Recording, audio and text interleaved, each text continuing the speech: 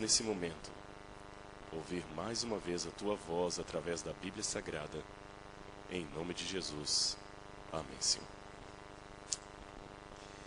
Eu estou aproveitando esta semana e estou orando por algumas pessoas. Sei que algumas pessoas estão orando por mim, pela minha esposa, pela nossa vida, pelo nosso ministério. Esse é um privilégio muito grande. Sabe, quando as pessoas me pedem oração, eu gosto sempre de falar, vamos trocar orações. Vamos trocar orações. Quando eu era distrital, eu lembro que a gente tinha um costume de orar por telefone. Eu ligava para os irmãos, irmão falando, tudo bem? Ah, sim. Vamos orar. Orar por telefone. Uma ligação de 30 segundos, de 1 minuto, e quem sabe seria uma prática interessante para a igreja começar a fazer depois da semana de oração. Principalmente aqui, onde é tão comum as pessoas terem celulares e telefones em casa. Pare de vez em quando e fala assim, fulano, amanhã eu vou ligar para você meio-dia para a gente orar. É um horário conveniente, tudo bem, conveniente. Na hora do almoço, faça uma oração com alguém por telefone. Eu estou ligando para você para orar com você por telefone. Orar a Deus é tão bom. Durante a oração do jardim aqui, eu mencionei alguns pedidos que algumas pessoas me pediram. Não foram mencionados audivelmente, mas eu no meu coração pedi, por exemplo, alguém que vai fazer os últimos testes para um emprego e está com um pouco de receio de que lhe seja cobrado o sábado. A pessoa sabe quem é. E eu admiro porque essa pessoa teve a firmeza de falar, eu prefiro perder o emprego a ter um emprego à custa do sábado do Senhor. Passou em todas as entrevistas e agora falta o detalhe do sábado. Eu orei por essa pessoa. Orei por outro também, que durante as nossas visitas na semana teve a coragem de contar para mim a história dele e deixou uma grande fama, uma carreira promissora, porque estava tendo dificuldades em conciliar aquilo com Jesus. Eu orei por essa pessoa também, a pessoa sabe quem é. Orei por outros que estão com problemas, orei por outros casos já da igreja de Washington, que pediram oração ali. E orar é muito bom, faz bem a alma. Nesta manhã, eu gostaria de convidar a todos a abrirem sua Bíblia no último capítulo de Daniel.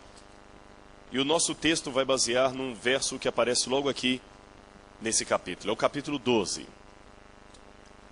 Eu falo especificamente do verso 1 em diante. Daniel, capítulo 12, versos 1 em diante. Assim diz a minha tradução. Nesse tempo se levantará Miguel, o grande príncipe e defensor dos filhos do teu povo. E haverá tempo de angústia, o qual nunca houve desde que houve nação até aquele tempo. Mas naquele tempo será salvo o teu povo, e todo o que for achado inscrito no livro. Muitos dos que dormem no pó da terra ressuscitarão, uns para a vida eterna, outros para a vergonha e horror eterno.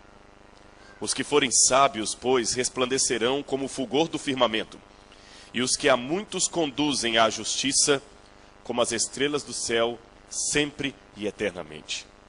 Tu, porém, Daniel, encerra as palavras, sela o livro, até o tempo do fim.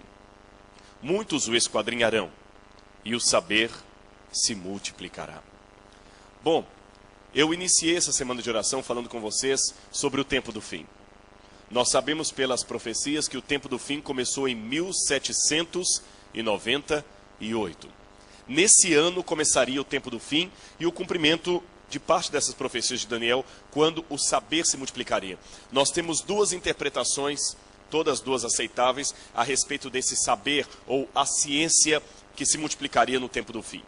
A primeira interpretação é que esse saber que se multiplica é a tecnologia. É a ciência de um modo geral. E você tem exatamente a partir do século XIX, melhor dizendo, final do século XVIII para cá, com a Revolução Industrial da Inglaterra, uma evolução tremenda. Alguns chegam a dizer que nós não estamos tendo nenhuma evolução do conhecimento, mas uma revolução. Imagine se deitando hoje à noite e amanhecendo numa bela manhã de domingo de 1750. As coisas eram tão diferentes, você não teria energia elétrica, não teria ar-condicionado, não havia microfone, não havia carro. Se uma pessoa dos dias de Abraão ressuscitasse, mesmo nos dias de Ellen White, ele não assustaria com muita coisa. Não havia muita coisa para surpreender. Talvez o estilo das roupas mudou um pouco, mas as casas pareciam as mesmas. O meio de transporte ainda era a besta, o cavalo, o burro, a charrete. As armas ainda eram as espadas. Agora, vamos mudar um pouquinho essa comparação. Se alguém que morreu em 1960 ressuscitasse hoje, ele já viria um mundo que ele nunca imaginaria conhecer. E vou mais longe. Eu tenho 34 anos. Não sou velho. Mas o mundo mudou tanto nos anos 90 que eu já posso falar da minha geração. Eu sou de outra geração, eu nasci antes da internet.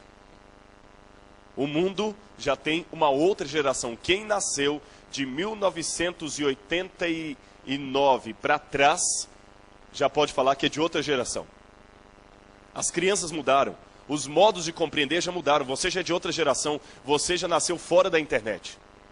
Uma vez eu vi numa emissora de TV, um pai, um desses seriados, e o pai com os filhos discutindo, e o filho, pai, a minha irmã não quer trocar de canal, ela está manipulando o controle remoto. E o pai chegou diante deles, eu não quero que ele assista isso. E ela escondeu o controle remoto. Pai, fala com ela para me dar o controle remoto que eu quero assistir outro canal. Não vou dar. O pai chegou até a TV e fez assim no botão do channel. Tuc, tuc, tuc. Well, como o senhor fez isso? E ele falou, é uma antiga tecnologia que vocês não conhecem. Eu sei que isso foi apenas num programa humorístico, mas hoje realmente as coisas mudaram. A ciência se multiplicou. Agora, por outro lado, nós temos uma segunda interpretação para isso. O saber ou a ciência se multiplicaria acerca do conhecimento do livro de Daniel.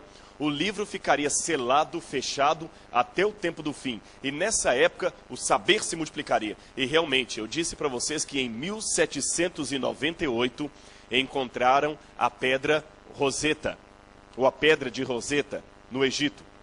E a partir da descoberta da pedra de Roseta, que Champollion depois decifrou, iniciou-se a arqueologia moderna. E vocês viram durante essa semana como a arqueologia nos ajudou a compreender o livro de Daniel e a verificar a veracidade daquilo que está contido nas profecias de Daniel. Amém? Nesse mesmo tempo, Deus começou a pregar as 3 mensagens angélicas. E a primeira delas dizia, temei a Deus e dá-lhe glória, pois é chegada a hora do seu juízo. E adorai aquele que fez o céu, a terra, o mar e as fontes das águas. Adorai o Criador. Nesse mesmo tempo, Deus começou a levantar pessoas para restaurarem a guarda do sábado. E aí surgiu o movimento adventista, que é muito anterior à igreja adventista. Vou explicar a minha frase para não ser mal interpretado. O movimento adventista é anterior à igreja adventista. Por volta dos anos 1700, final dos anos 1700, já começaram pessoas a serem despertadas na Europa, na América Latina, pregando a breve volta de Jesus. O que se consolidou posteriormente na igreja adventista do sétimo dia foi o resultado de um despertamento que já estava acontecendo desde aí. Agora, olha que interessante. Ao mesmo tempo que Deus estava facilitando a compreensão do livro de Daniel, restaurando mensagens importantes como a guarda do sábado, que aponta para o Criador, Lamarck e Darwin estavam começando a pregar a teoria da evolução das espécies, que diz que nós não temos um Criador. Foi tudo na mesma época. Na mesma época que Deus estava preparando o mundo para restaurar a sua mensagem, Darwin começa a pregar que o homem é fruto de uma série de evoluções e que não há um Criador. Nessa mesma época, Karl Marx começa a pregar o materialismo, o comunismo, dizendo que nós não precisamos de um criador, de um Deus. Freud começa a pregar uma psicologia que explica tudo a partir do homem, sem necessidade de Deus, todos eles colocando em ridículo a religião. Como o próprio Karl Marx dizia, das Opium des Volks, a religião é o ópio do povo. Tudo isso se cumpriu. Agora, a profecia diz que isso tudo seria preparação. Esse tempo do fim é um curto espaço de tempo que antecede a volta do Senhor. E um pouco antes da volta do Senhor haveria uma angústia o qual nunca houve na terra. Quando Miguel se levantar, Miguel vai se levantar do seu santuário, o mundo vai entrar numa crise que nunca houve nesse mundo. Ellen White diz no livro O Grande Conflito, que tudo o que nós podemos descrever, nós podemos exagerar. É verdade, você pode exagerar, pode ou não pode? Há pessoas que podem exagerar. Um peixe desse tamanho pode virar uma baleia na boca de um pescador entusiasmado. É ou não é? Eu posso tirar uma foto de um grupinho aqui da Escola Sabatina e mandar para a Revista Adventista e falar 3.000 pessoas estavam na igreja de Richmond assistindo no último sábado. Há pessoas que gostam de exagerar, não é assim? Tem gente que gosta de exagerar. Só que Ellen White diz, isto, porém, não se dá com relação ao tempo de angústia. Por mais terrível que eu descreva o quadro da crise que aguarda o mundo, eu não tenho como exagerar essa crise. Porque ela será a mais terrível crise que já houve na face da terra.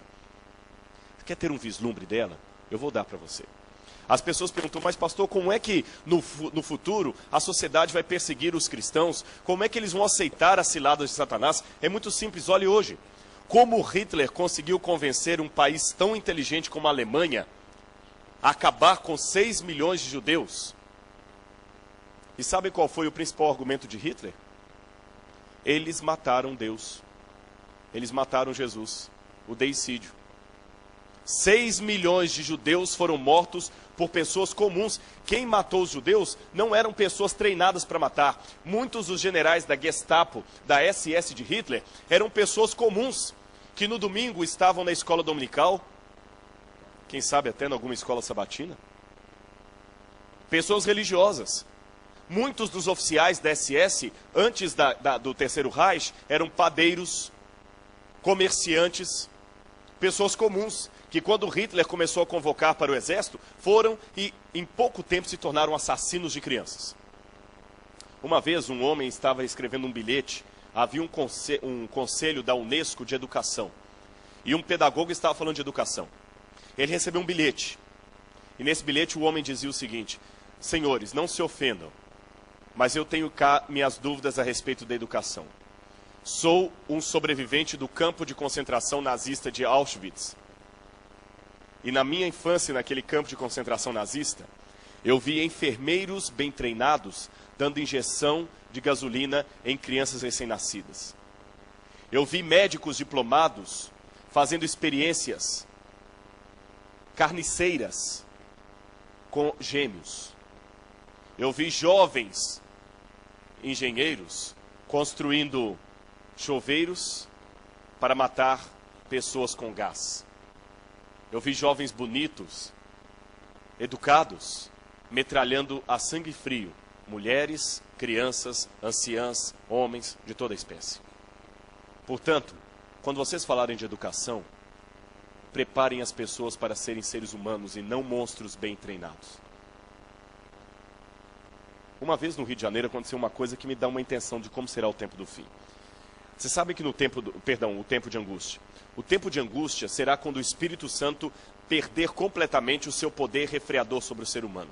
O ser humano hoje, ele só não é pior de natureza porque o Espírito de Deus ainda está segurando os 4 ventos. Usando os anjos do Apocalipse simbolicamente para segurar os 4 ventos. Mas quando esse Espírito sair refreador, as mais terríveis paixões humanas virão à luz. E falando em luz, você sabe que é no escuro que o negativo se revela. Isso é um princípio da fotografia. É no escuro que o negativo se revela. E na vida também acontece isso.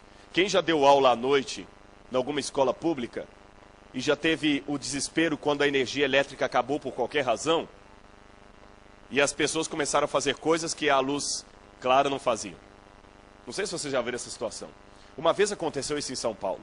A antiga Light teve um blackout que durou 8 minutos. 18 minutos, melhor dizendo. Foram 18 minutos de blackout na cidade de São Paulo, em grandes partes da cidade de São Paulo. Naquela ocasião, foi nos anos 80, as pessoas descreveram que durante a escuridão, o verdadeiro caráter de muitos veio à tona. As pessoas corriam na rua, gritavam desesperadas. Carros começaram a bater uns aos outros, porque o semáforo não funcionou. E muitas lojas foram saqueadas. Mulheres foram violentadas. Durante 18 segundos de escuridão em São Paulo. 18 minutos, obrigado. Que bom, vocês estão prestando atenção. Se eu falasse isso e ninguém corrigisse, eu ia ficar preocupado. 18 minutos. E quando as luzes voltaram, os autores de muitos crimes, como eu digo, saque a lojas, desrespeito a mulheres, eram homens de bem. Pessoas sem nenhuma passagem pela polícia. Não será que as luzes ainda estão refreando um caráter ruim que está para vir quando o Espírito Santo não estiver na terra? Uma vez no Rio de Janeiro também aconteceu algo terrível. Eu li isso na revista Veja. Dois rapazes estavam pobres, estavam esperando no ponto do ônibus. Um ônibus para ir na praia, ou virem da praia, alguma coisa assim. E um outro correu que havia roubado o tênis de um garoto da Zona Sul. Quando esse outro correu, e todos eles eram negros, então nós que somos negros, às vezes na rapidez você confunde um com o outro. Um daqueles rapazes do ponto de ônibus foi confundido com o que havia roubado o tênis do outro. E um correu, lá está o ladrão, no ponto do ônibus, e vieram correndo em cima dele. Chegaram a jogar uma pedra nele, ele correu desesperado para se defender, o colega dele correu para um lado, ele foi para o outro. E daqui a pouquinho pessoas começaram a ouvir, pega ladrão, ladrão, ladrão. E 2 pessoas viraram 3, 4, 5. E eles foram correndo desesperados. Aquele rapaz foi correndo e uma multidão começou a se formar correndo atrás dele. E o repórter descreveu, o jornalista da revista Veja, descreveu com vívidos adjetivos os detalhes de cada cena. A multidão linchou aquele rapaz. E quando o que foi uma pequena multidão linchou aquele rapaz, o jornalista que colheu detalhes de testemunhas disse que todo mundo ficou assustado, porque as pessoas estavam com sede de sangue. Um falou, mata, mata. E uma senhora,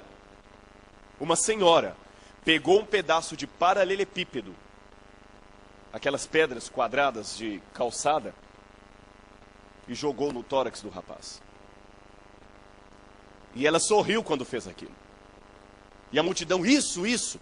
O jornalista, o repórter deu a sua interpretação. Ele disse, as pessoas estão tão cansadas da violência, tão cheias da violência, que quando elas veem uma atitude assim, elas querem fazer justiça com a própria mão. Eu vejo uma outra explicação. As pessoas aos poucos estão ficando endemoniadas. Porque a ideia que eu tenho de possessão demoníaca é um pouco diferente da tradicional. Para mim, possessão demoníaca não é só aquele caso da pessoa ficar babando ou acusando os pecados. Aquilo é uma forma de possessão, é um tipo de possessão. Existem outros tipos de possessão demoníaca que nós nem estamos percebendo. Pessoas que estão trabalhando, estão com a sua voz normal, eles não acusam ninguém, eles não torcem a voz, eles não rolam no chão e estão possessos por Satanás, não percebem isso. Pelo estilo de vida que levam. Eles só não se tornam os monstros que poderiam tornar porque Deus ainda está refreando o caráter deles. Quando o poder do Espírito Santo não estiver mais sobre as pessoas, elas vão fazer o que aquela multidão ensanecida fez com aquele rapaz. Alguns que estavam falaram, depois que eu vi o que eu estava fazendo, depois que eu vi a violência, era gostoso fazer aquilo. Então você tem uma noção do que será quando o fechamento da porta da graça acontecer. Mas nesse dia se levantará Miguel. Quem é Miguel? Se você abrir a Bíblia comigo, aqui no livro de Judas, o livro de Judas não tem capítulos, apenas versículos. Está um pouco antes do Apocalipse. O livro de Judas diz o seguinte, no verso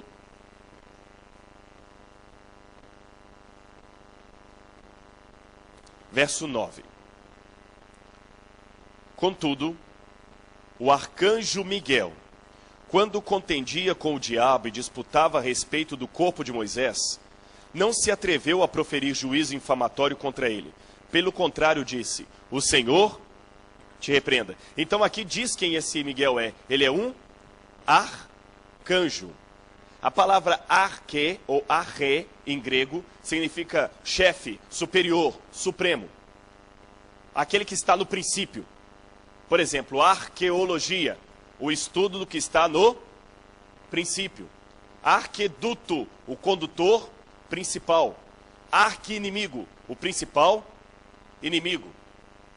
Tá certo? Arcanjo, o principal dos anjos. Então Miguel é um anjo, é o chefe dos anjos. E no Apocalipse conta que esse Miguel, o chefe dos anjos, teve uma batalha com Satanás. Abre em Apocalipse capítulo 12, versos 7 em diante. Apocalipse capítulo 12, versos 7 em diante. Nesse tempo houve guerra no céu. Miguel e seus anjos pelejaram contra o dragão. Também pelejaram o dragão e seus anjos. Todavia não prevaleceram. Nem mais se achou no céu o lugar deles.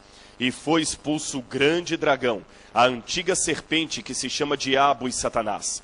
Sim, foi atirado para a terra e com ele os seus anjos. Curioso, o dragão também é chamado de antiga serpente. E ele foi derrotado por Miguel e seu exército de anjos. A serpente antiga é aquela serpente do Éden. O que a serpente do Éden falou para Eva no dia que a tentou a comer do fruto? Eva, eu prometo a você, se você e Adão comerem do fruto proibido, vocês terão os olhos abertos e vocês serão iguais a Deus. Vocês serão iguais a Deus. Curioso, porque o nome Miguel em hebraico, Mihael, significa ninguém é igual a Deus.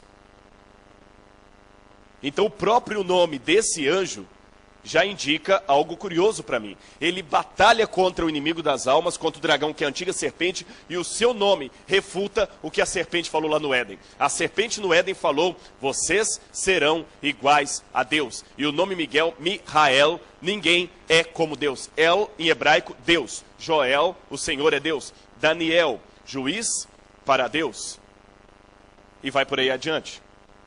Agora, Mihael, ninguém é como Deus. Ou quem seria como Deus? Agora, se você for ao Antigo Testamento, Gênesis, capítulo 22, você vai ver uma coisa muito curiosa. Os judeus sempre vinculam esse Miguel com o anjo do Senhor. Maler Adonai, o anjo do Senhor, o mensageiro do Senhor. Esse anjo do Senhor aparece em várias partes da Bíblia. Ele apareceu um dia para Josué, ele apareceu para Moisés, e ele apareceu aqui para Abraão.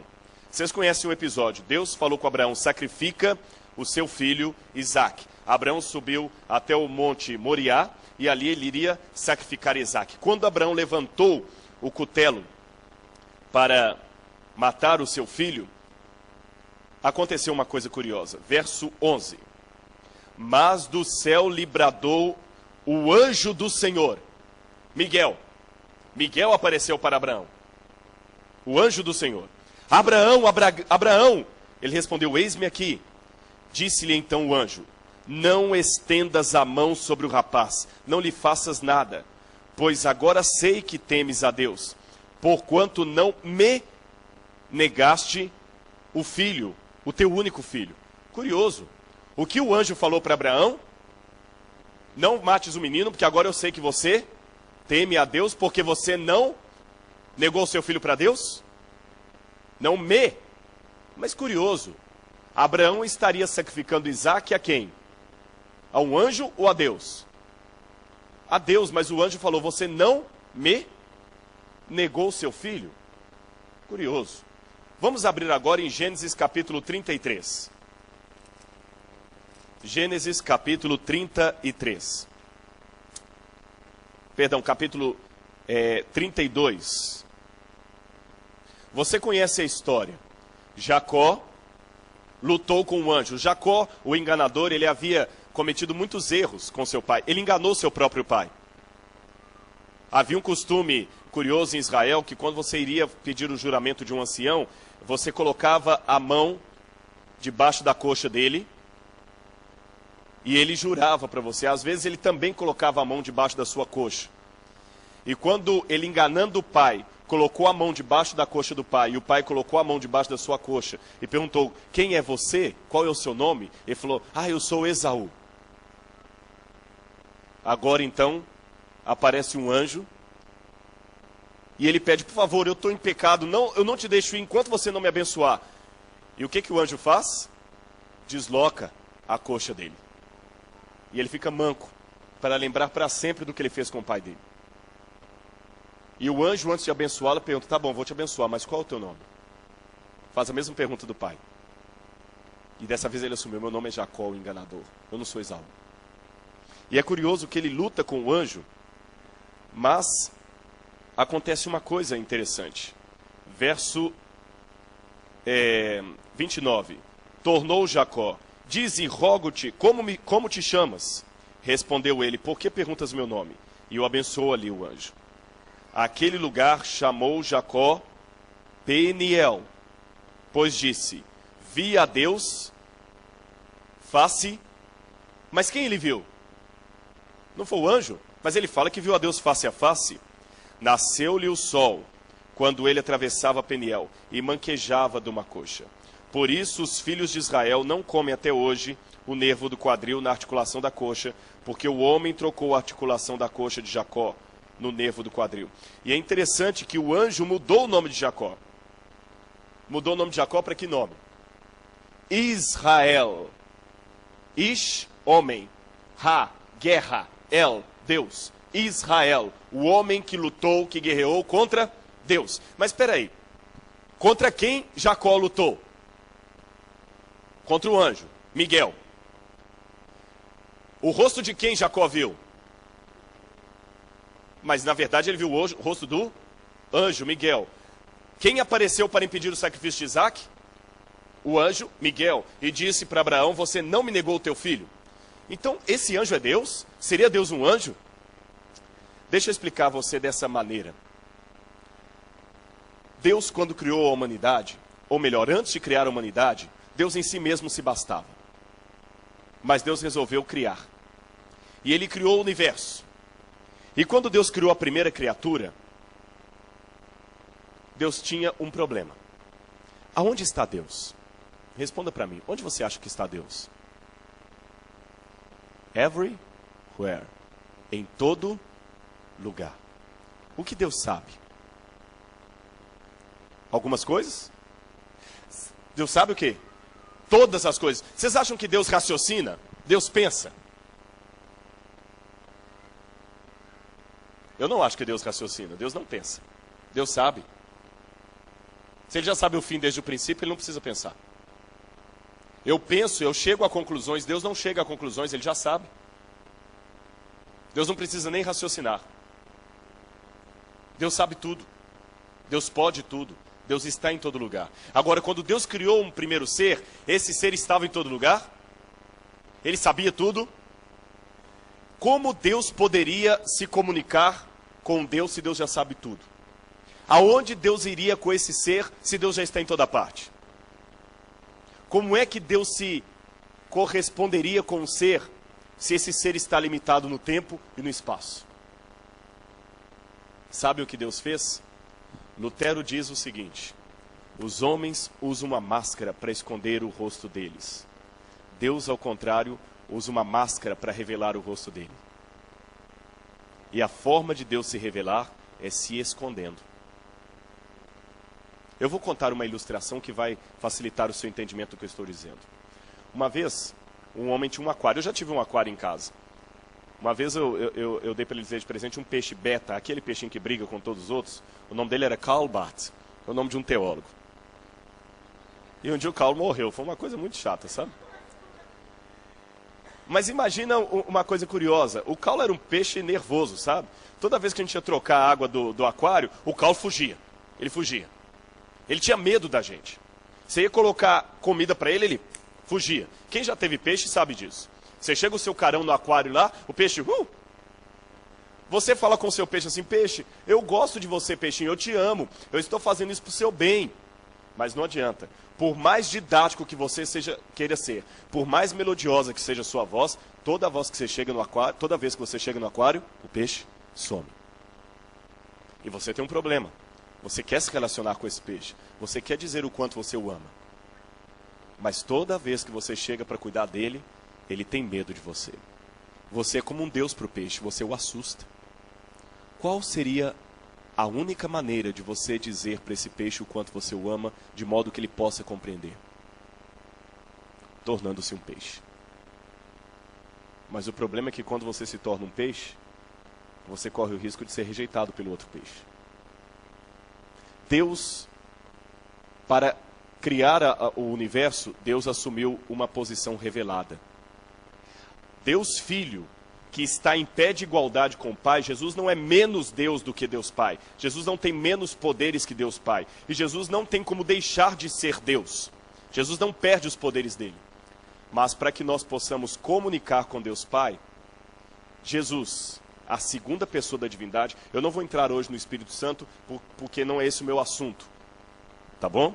Mas o Espírito Santo também tem um papel na revelação. Eu falei disso na igreja de Washington. Aqui para vocês eu vou ficar devendo. Como também teve coisas que eu falei aqui que não falei lá. Vou falar apenas de Deus Filho. Deus Espírito Santo eu falo numa outra oportunidade. Jesus é Deus Pai de uma maneira revelada. Mas calma, não são dois deuses. Mas também não são dois seres, não, é também apenas um ser disfarçado. Deus continuou na sua forma de Deus Pai. E a segunda pessoa dessa divindade assumiu uma forma limitada, a forma de um anjo. Então o arcanjo Miguel, o chefe dos anjos, era Deus na forma de um anjo. Por que Deus teve que assumir a forma de um anjo? Para que as outras criaturas pudessem entendê-lo. Uma vez uma mãe estava colocando um filhinho na cama à noite, e quando ela saiu, ela escutou o menininho gritando assim, mamãe, mamãe, você não vai me deixar aqui sozinho, não é? Está tão escuro. Ela falou assim, eu sei que está escuro, filhinho, mas Deus está com você. E ele falou lá do bercinho assim, eu sei que Deus está aqui, mamãe, mas eu quero alguém com o rosto. Entenderam o problema das criaturas? Nós precisávamos de alguém com o rosto. Então, Miguel é Deus com o rosto. A segunda pessoa da divindade resolveu assumir a forma de um anjo. Só que ele correu um risco aí. Quando Jesus assumiu a forma de um anjo, alguns começaram a questionar a divindade dele. Porque não, tudo bem, o Pai eu adoro, porque o Pai está em toda parte. O Pai eu não consigo nem imaginar como ele é. Mas você não, você é um como eu. E por isso Lúcifer começou uma guerra contra Jesus.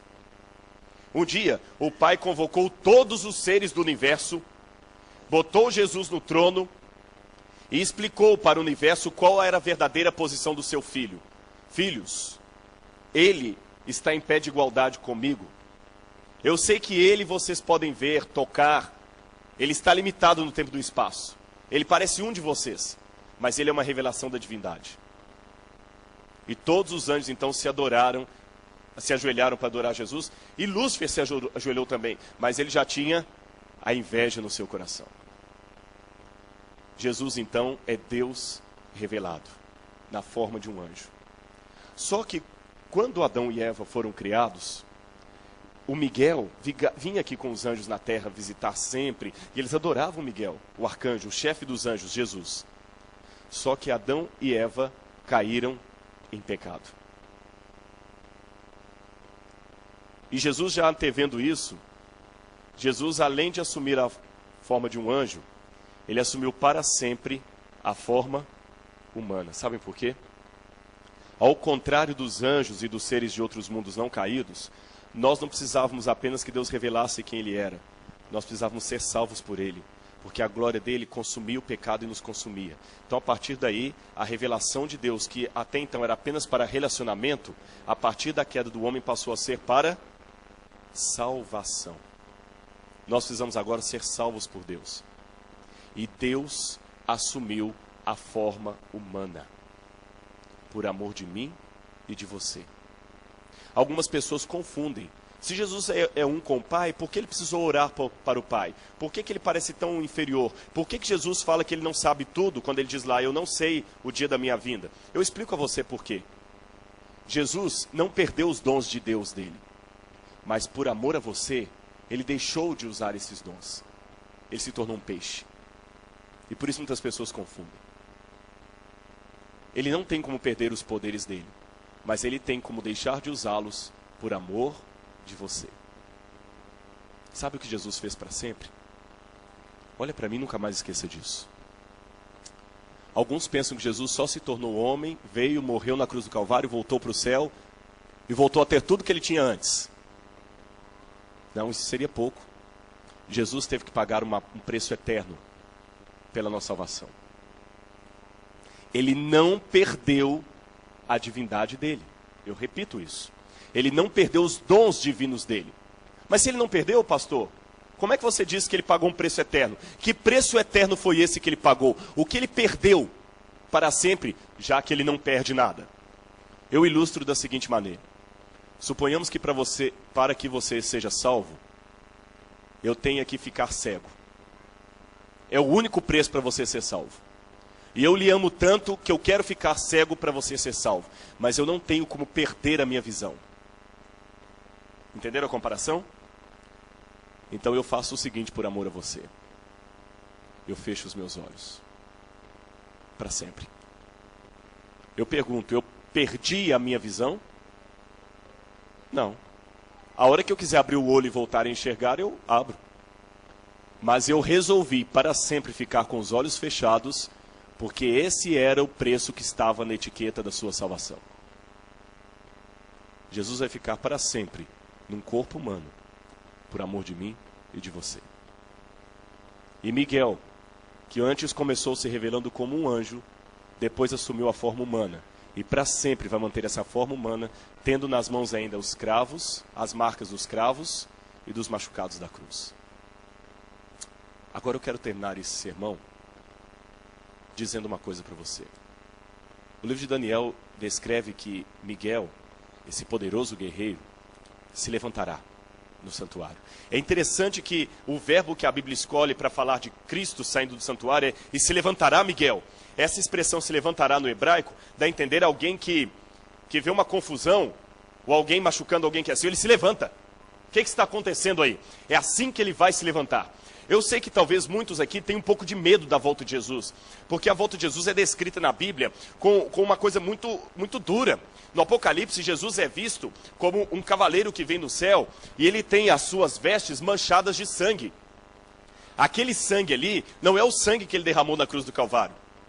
Aquele sangue que mancham as vestes de Jesus no Apocalipse é o sangue dos ímpios. O Apocalipse descreve a vinda de Cristo como sendo uma vindima, alguém que estava fazendo suco de uva ou vinho, e ele fica pisando o lagar, ele fica pisando as uvas como eu estou pisando aqui. Ele enche o lagar, aquele tonel, aquele barril de uvas, e eles ficam pisando ali as uvas. E ele ficava pisando. E ao pisar as uvas, aquele vinho suja a barra da roupa que você está. Então Jesus é visto assim, como alguém que vem de pisar o lagar com sua veste suja, mas não é de vinho, é de sangue. Mas não é o sangue que ele derramou na cruz do Calvário, é o sangue dos ímpios, que Deus vai vir para destruir. Mas alguns, pastor, mas dá medo, porque a volta de Jesus é descrita como trovão, terremoto, prédio caindo, o mar perdendo as suas forças? Por que tanto isso? Eu vou dizer a você por quê. No Brasil nós estamos tendo muitos problemas de sequestros, não é? E de vez em quando a gente vê na TV algumas pessoas que foram vítimas de sequestro e dão seu depoimento. Eu vi um terrível. Uma moça falando que ela foi sequestrada e é interessante que a polícia ainda filmou o momento da libertação dela do cativeiro. Ela estava presa há mais de 2 meses. Eles a prenderam e mandaram para o cativeiro e ela era torturada. Ela viu outras pessoas que foram presas sendo torturadas juntos. Era uma equipe terrível. Eles cortavam pedaços da pessoa e mandavam pelo correio e envelope para a família. Mandavam videotapes para a família. da pessoa sendo torturada. O empresário que deu o depoimento também, ele falou, até hoje eu tenho problemas de insônia. Eles me colocavam de cabeça para baixo, ficavam jogando água e batendo. E filmando e mandando eu gritar para o meu pai, pedir meu pai para pagar o resgate. Mas um desses relatos me chamou atenção. Foi o dia do alívio. Esse dia que eu falei com vocês que a imprensa mostrou pedaços dele. Era um cativeiro, uma casa velha, que eles geralmente escolhem uma casa escondida, velha. E de repente, de madrugada, a polícia entrou com tudo ali. Os bandidos estavam dormindo no cativeiro. E os policiais meteram o pé na porta, e aqueles policiais da polícia especial, com aquele colete à prova de balas, e aquelas armas com mira a laser. Polícia, polícia! E aquela gritaria. E os bandidos começaram a fugir, e eles jogavam bombas de efeito moral. E helicóptero, foi uma coisa cinematográfica. Os bandidos ficavam desesperados, parecia guerra, e corriam. E a moça que estava no cativeiro, começou a ficar assustada, tremendo, aquele tiro para todo lado, ela baixou com medo de tiro pegar nela, e bomba de gás lacrimogênio, e bomba de efeito moral, e a polícia com a sirene, que eles fazem tudo isso por questão psicológica, girando e anunciando, a polícia está chegando, parem, nós vamos matar, nós estamos cercados, a casa está cercada, e os bandidos desesperados e começaram a se render, e a polícia, com uma certa até violência, pegava os bandidos pela mão, revistava, enquanto o outro estava com a arma na cabeça dele. Um que começou a fugir para o mato, a polícia começou a atirar no mato, procurando por ele. E de repente, a moça assustada, vendo toda aquela cena, a porta derrubada e barulho, e de madrugada, e você acorda de madrugada naquela situação, até que um policial, de maneira bem gentil, chega até ela com um cobertor e fala, calma, calma, fique tranquila. Nós somos das forças de operações especiais, você está tranquila, o seu pai está dentro do carro ali, eu vou te levar até o seu pai, vem cá. E ela foi, e tremendo, e chorando, e o alívio era tremendo. Era grandioso. Sabe por que a volta de Jesus é vista com grande violência? Porque você está no cativeiro. Satanás está todo dia fazendo tortura com você. Ele fala que vai mandar pedaço seu para sua família, não é? Ele tortura você através do emprego, do medo do futuro, através de pessoas que ele usa para fazer você desanimar. Ele tortura você psicologicamente, fazendo você pensar que você não é tão bom. Ele tortura você através do medo. Ele tortura você através dos seus pecados. Ele fica falando para você todo dia assim, eu sei o que você está fazendo. Você pensa que você me engana? Eu vou revelar para todo mundo quem você é. Ele está torturando você, todos os dias. Então Jesus vai vir quebrar esse cativeiro com violência. Amém? Os anjos de Deus vão rebentar a porta desse cativeiro. E o que para o mundo vai ser uma tragédia, uma desgraça, os edifícios de Nova York, de Moscou, de Londres, de Frankfurt, São Paulo, Rio de Janeiro, que vão cair, a terra que vai transmutar, para você vai ser o dia do seu livramento.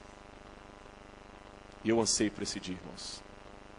Quando eu visitei o museu do Holocausto daqui, de Richmond, há uma cena lá dos alemães rendidos e os judeus no campo de concentração gritando viva, viva, porque a polícia, o exército de libertação estava chegando.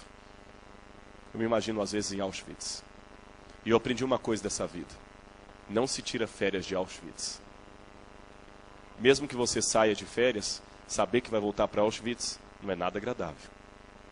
Mas escreva o que eu estou falando. Em breve, o exército de Deus vai vir. E nós vamos ver os anjos de Satanás todos deitados, rendidos pela presença dos anjos de Deus. Então, nesse momento, eu faço um desafio a você em nome de Jesus.